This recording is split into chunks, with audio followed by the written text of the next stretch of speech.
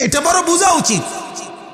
আল্লাহকে বাদ দিয়ে মাখলুককে যে রাজি করে, আল্লাহকে বাদ দিয়ে সৃষ্টিকে যে রাজি করে, আল্লাহর কসম ওই মাখলুক তার প্রতি নারাজ হবেই হবে, তার থেকে তার বিচ্ছেদ হবেই হবে। আর আল্লাহকে তো সে বিচ্ছেদ করেই রাখছে। এজন্য আল্লাহর ওয়াদা আছে হাদিসে, আল্লাহ পাক পরিষ্কার বলে, আমাকে বাদ দিয়ে যাকে খুশি করলি অচিরেই তাকে অখুশি আমি বানায় দেব, আর আমি অখুশি আছি তোর খাসিরাত দুনিয়া ওয়াল আখিরা। তখন দেখবি তোর দুনিয়াও শেষ, তোর আখিরাতও শেষ। আমার নারাজির কারণে তোর আখিরাত বরবাদ, আর ওই বিবির নারাজির কারণে, সন্তানের নারাজির কারণে তোর দুনিয়াও বরবাদ, তোর দুনিয়াও বরবাদ। এজন্য আল্লাহকে বাদ দিয়ে, আল্লাহকে ছেড়ে, আল্লাহর বিধান ছেড়ে, আল্লাহর হুকুম ছেড়ে, আল্লাহর গোলামি ছেড়ে কিছুই করা উচিত না। বাজার একটা টাকা রোজগার করবো, আমার কথাটা মনোযোগ দিয়া বুঝেন। আমি আপনাদের চেনা মানুষ, আপনারাও আমার চেনা মানুষ। আপনাদের কমপক্ষে এখানে 3 ভাগের 2 ভাগ না 2.5 ভাগ মানুষের চেহারা আমি চিনি, চিনি না? আপনাদের অধিকাংশ মানুষের চেহারা চিনি আমি, আলহামদুলিল্লাহ। জিন্দিগির এক লম্বা সময় আমার জিন্দিগির এই মুরাদনগরে, এখন যদিও কিছুটা কম আসা হয়, কিন্তু এরপরেও আমার আলাদা টান আপনাদের এই উপজেলার প্রতি আছে। কারণ আমার জীবনের প্রথম কর্মজীবন শুরু আমার এখান থেকে। সোনাকান্দা মাদ্রাসায় আমি 11 বছর, 1-2 দিন না, 11 বছর আমি এই মাদ্রাসায় শিক্ষকতা করে গেছি। এই অঞ্চলগুলোতে আমি রিক্সা দিয়া বহু আসতাম মাহফিলে মাহফিলে।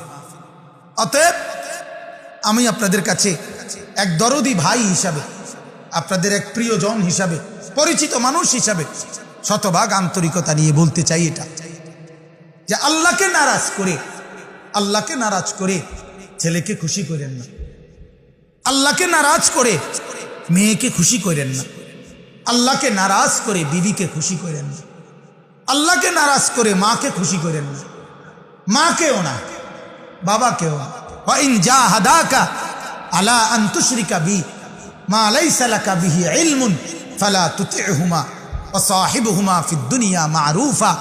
আল্লাহ কোরআনে সূরা বনী ইসরাঈলের মধ্যে, সূরা লোকমানের মধ্যে আছে, আল্লাহ তাআলা বলে, তোমার মা বাবাও যদি আমি আল্লাহর সাথে শিরিক করতে বলে, আমি আল্লাহর সাথে শিরিক করার জন্য বাধ্য করে, তোমাকে আমি বলে দিলাম, আল্লাহ বলে, ফালা তুতি'হুমা, তুমি ওই মা বাবার ওই কথার অনুসরণ করো না, তবে তাদের সাথে দুনিয়াতে ভালো আচরণ কইরো, জুলুম কইরো না, কিন্তু তাদের অন্যায় আমাকে বাদ দিয়ে আমার নাফরমানি হবে এমন কোনো বিষয়ে তাদের অনুসরণ করো না, এমন অনুসরণ করো।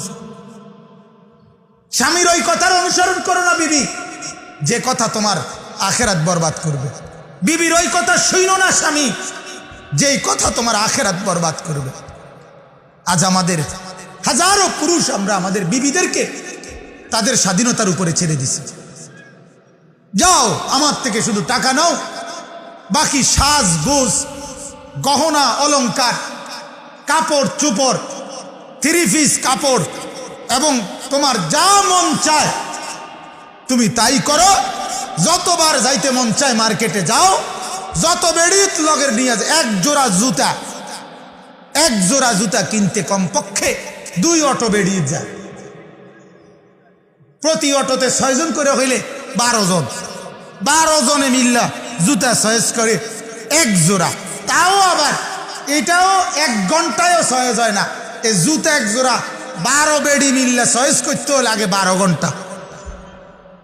এক দোকানে চয়েসে ওইলেও রাজি হয় না।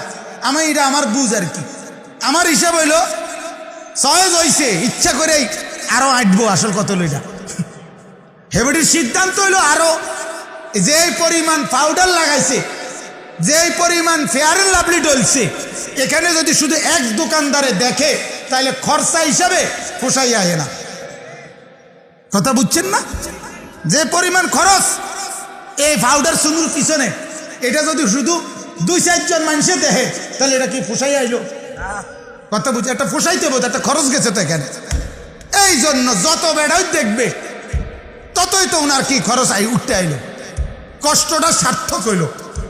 বলেন নাউজুবিল্লাহ। লানত ওই মহিলার উপরে, লানত, অভিশাপ ওই মহিলার উপরে, কায়নাতের লানত তার। লানাল্লাহু নাযিরা ওয়াল মানজুরা ইলাইহি। আল্লাহর রাসূল এটা লানত দিছে। আল্লাহর নবী বলছে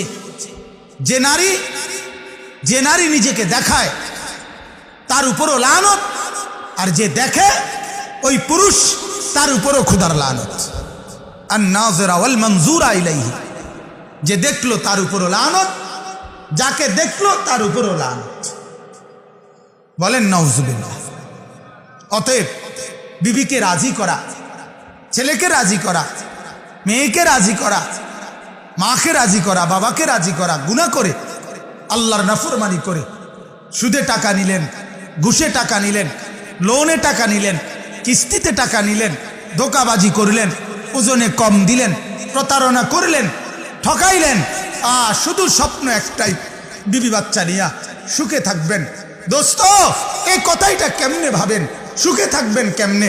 আগুনের মধ্যে তো কেউ সুখে থাকে না, আগুন লাগলে তো কেউ সুখে থাকে না।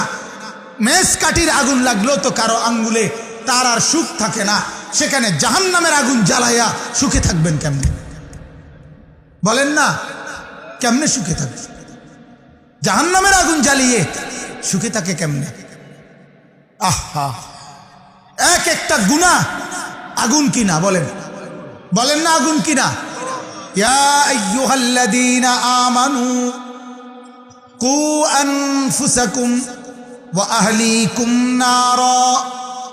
রব্বুল আলামিন বলেন, হে ঈমানদার মুমিন, তোমরা সকলেই তোমাদের নিজেদেরকে বাঁচাও, ওয়া আহলিকুম, তোমাদের পরিবারের সদস্যদেরকেও বাঁচাও, নারান, আগুন থেকে, আগুন থেকে, আগুন থেকে। এখন যদি বলেন আগুন কোথায়, কই আগুন তো বাজারে নাই, আগুন তো মার্কেটে নাই, আগুন তো বাড়িতে নাই। এজন্যই তাফসীরে কথা স্পষ্ট যে এই আগুন মানে গুনাহ থেকে, গুনাহ থেকে। অতএব এই কথা স্পষ্ট, প্রতিটা গুনাহ এক একটা আগুন, ঠিক কিনা বলেন? প্রতিটা গুনাহ আগুন, গুনাহ আগুন, গুনাহ আগুন। কেমনে বললে বুঝবা যুবক? প্রতিটা গুনাহ আগুন। যতবার নর্তকীর ছবি দেখো আল্লাহর গজব ততবার পড়ে তোর উপরে। বন্ধুরে, মোবাইলে যত নর্তকীর নাচ দেখো আর ছবি দেখো, যত বেহায়া নারীর ছবি দেখো, আল্লাহর কসম প্রতিটাই গুনাহ, প্রতিটাই আগুন। প্রতিটা নজরে গুনাহ হয়, প্রতিটা কল্পনায় গুনাহ হয়, প্রতিটার চাহনিতে গুনাহ হয়, প্রতিটা কানের শব্দে শুনলে গুনাহ হয়, প্রতিটা মুখে উচ্চারণ করিলে গুনাহ হয়, প্রতিটা জেহানের মধ্যে, বেরেনের মধ্যে কিছু ভাবলে গুনাহ হয়। এক নারীকে দেখলেও গুনাহ, এক নারীর আওয়াজ শুনলেও গুনাহ, এক নারীর কল্পনা করলেও গুনাহ, এক নারীকে নিয়ে ভাবলেও গুনাহ, আর জিনার ব্যভিচার করলে সেটা আরো নিকৃষ্ট গুনাহ। আগুন, সেটা আগুন। আগুন জ্বালাইয়া কেউ শান্তিতে থাকে না। আগুন লাগলে কোনো ঘর কেউ শান্তিতে থাকে না। যেই মহল্লায়, যেই বাড়িতে আগুন লাগে, আশপাশের ছোট বড় সবাই অস্থির হয়ে যায়, কেউ আর স্বস্তিতে থাকে না। আগুন লাগলে বসে বসে কেউ চা খায় না, আগুন লাগলে বসে বসে কেউ বিড়ি খায় না, আগুন লাগলে বসে বসে কেউ বুটপুরি খায় না, আগুন লাগলে সবাই ছুটাছুটি করে, সবাই ছুটাছুটি করে। আজ আমাদের ঘরে ঘরে জাহান্নামের আগুন চলতেছে, কিন্তু কারো কোনো মাথা ব্যথা নেই। আগুনের মধ্যে আরামসে ঘুমাইতেছে, আগুনের মধ্যে ঘুমায়। যে ঘরে নামাজই নাই, যে ঘরওয়ালারা ফজরের নামাজ পড়ে না, যে ঘরওয়ালারা আল্লাহর নাফরমানি করে, যেই স্বামী, যেই পুরুষটা সারাদিন অবৈধ ব্যবসা করে আইসা রাতে ঘুমায়, ওই ঘরে তো আগুন জ্বলে, জাহান্নামের আগুন জ্বলে। নওজোয়ানরা, যুবকরা, আজও তোমাদের চেহারা বদলায় নাই, আজও তোমাদের চুল বদলায় নাই, আজও তোমাদের আখলাক বদলায় নাই। করোনা তোমাদেরকে কিছুই শিখাইতে পারে নাই, লকডাউন তোমাদেরকে কিছুই বুঝাইতে পারে নাই, বিশ্ব বাজার মন্দা, সারা পৃথিবী জুড়ে আর্থিক অনটন, এটা তোমাদেরকে কিছুই শিখায় নাই। তোমরা বুঝতেই পারলা না। আমার প্রতিদিনকার ব্যথা এটা। এই যুবক ছেলেগুলো বুঝলই না কোনোভাবে, কোনোভাবেই বুঝলো না। এরা বুঝলোই না অভাব যে আসতেছে, দুর্ভিক্ষ যে আসতেছে, এর চাইতে বড় মহামারী যে আসতেছে, এরারে বুঝানো গেল না। এদের মোবাইলের নেশা এরা ছাড়লো না, এদের নর্তকী দেখা এরা ছুটলো না, এদের নাফরমানি এরা ছাড়লো না, এক ওয়াক্ত নামাজ পড়ার অনুভূতি এদের জাগলো না। হায় যুবক, হায় মুসলমান ছেলে, তুই বদলাবি কোন দিন ভাই? কোন দিন বদলাবি? তোর কারণে আরো গজব আসতেছে, আরো গজব আসতেছে। কোথায় নেমে গেছি আমরা? সেদিন পত্রিকা আসছে, ক্লাস 7-এর ছেলে, 7ম শ্রেণীর ছেলে কর্তৃক এক মেয়ে ধর্ষিতা, ধর্ষণকারী ক্লাস 7-এর ছাত্র। এই আমার বাংলাদেশ, এই আমার সোনার বাংলাদেশ, এই আমার দেশ। আহা, উলঙ্গপনার বেহায়াপনা দেখতে দেখতে,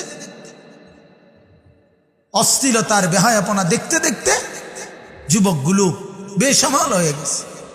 আর মা বাপও হাল ছেড়ে দিছে, সবাই নিশ্চিন্ত হয়ে গেছে।